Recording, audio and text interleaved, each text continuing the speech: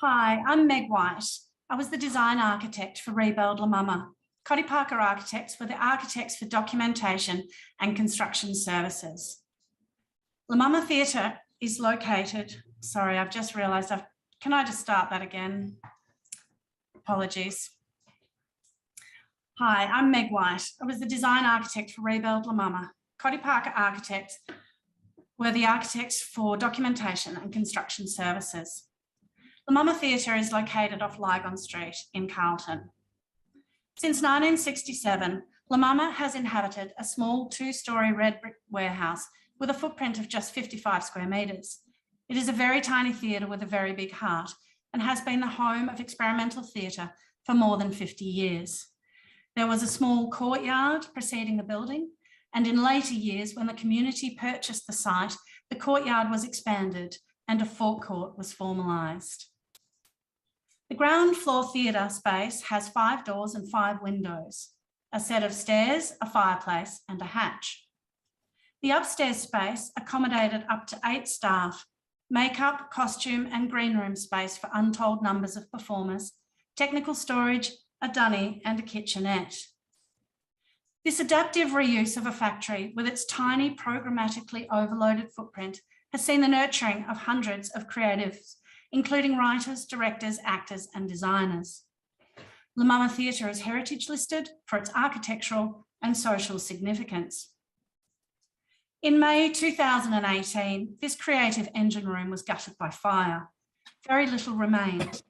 There was an immediate decision to rebuild. The tragedy slowly revealed itself as an opportunity to grow and evolve. The Banksia, releasing its seeds for new growth after devastating fire, was harnessed as a regenerative symbol for the rebuild.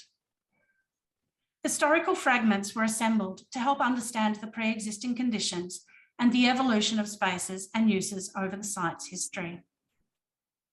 The brief was woven from engagements with staff and key La Mama creatives. The wish list included restoration of the original building, especially the theatre, including her windows, stairs, doors and fireplace. Improved accessibility for all, improved amenities for all, including 2 DDA toilets, a shower and kitchen facilities, a dedicated office and a rehearsal hub, vastly improved technical facilities, improved box office and storage, and planet-friendly initiatives. Essentially, this project falls under 3 main headings: restoration, upgrade, and new build. The principal design gestures began with extending the theatre entry landing, which you can see here, into a raised deck encompassing the courtyard. This gesture moves the stairs away from the theatre entry, reducing congestion. A lift to the theatre level sits adjacent to these stairs. A second lift provides access to the first floor for staff and artists. A rehearsal hub and dedicated office are housed in a new volume. A mezzanine is tucked into the ceiling space of the old building. Space underneath the raised deck is used to secrete services and storage. The box office and a bridge link sit centrally between the old and new volumes, simultaneously separating and connecting them. Here we see the bridge link connecting into the old building. A window has been converted into a door to allow for access. The new building embraces the lift. The new building is designed as an echo of the original gable-roofed form. It is smaller and rotated 180 degrees and set downstage on the site to allow views through to the old building. For the new building, mottled bricks were selected to reflect the mottled bricks of the old. The charcoal colour was chosen to be recessive, to prioritise and frame views of the old building, which gracefully upstages her. English garden bond is used, chosen to be a more humble pattern than the English bond of the original. Timber is employed for the deck, stairs, handrails and shutters, the elements which building users engage with daily. The materials selected also make reference to the 2 brick and timber shops that fronted Faraday Street up until 1960. For the old building, feature handmade glazed bricks were selected to supplement the original handmade bricks lost in the fire. These glazed bricks draw the fire line, marking the event. Here we can see the restored brickwork on the southern facade and the new dormer window, which brings light into the mezzanine. The mezzanine is dressed in quirk beaded lining boards, a nod to the original ceiling lining boards. This space allows for staff and actor respite.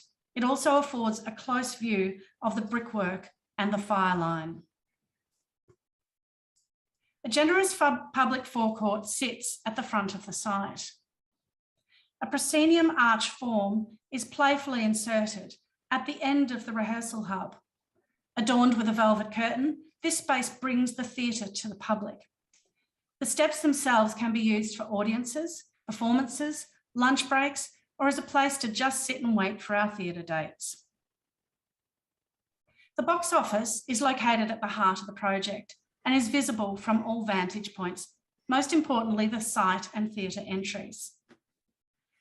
The reinterpretation and translation of materials and spaces is a key theme throughout the project. The folding corrugated iron fence is reinterpreted as operable awnings on the box office. The interior is lined with salvaged theatre floorboards. The heritage listed water closet has been partially dismantled and reconfigured as an announcing and performance platform. Floor joists salvaged from the theatre have been made into a raised garden bed. The design approach celebrates the personal, the handmade, the reclaimed and the reinvented. Artists were commissioned to create murals and paintings, make lights and feature fittings. The design and brief were envisioned, then money was raised through donations from government bodies, philanthropists and the La Mama community. Every opportunity to stretch the funds raised was taken to ensure money for artists was prioritised. From consultants doing pro bono work to the La Mama community taking on painting, to the use of salvaged and second-hand materials, furniture and equipment, value was sought for the fixed budget. ESD initiatives include a water tank and a paint interceptor, which are hidden under that deck you can see there. 1 minute. Thank you. Solar panels, insulated double brick walls, double glazing in both buildings, the use of timber screens to protect from the western sun, and the use of salvaged materials. The building and her community faced 3.5 long, hard years of an uncertain future due to the fire and then COVID. Today, the theatre has been restored to her simple and intimate self, but now with greatly enhanced facilities and a sense of hope for the future. In the words of Caitlin Dullard, creative producer and co-CEO at La Mama, this is our rebirth, this is our future. Viva La Mama. Thank you.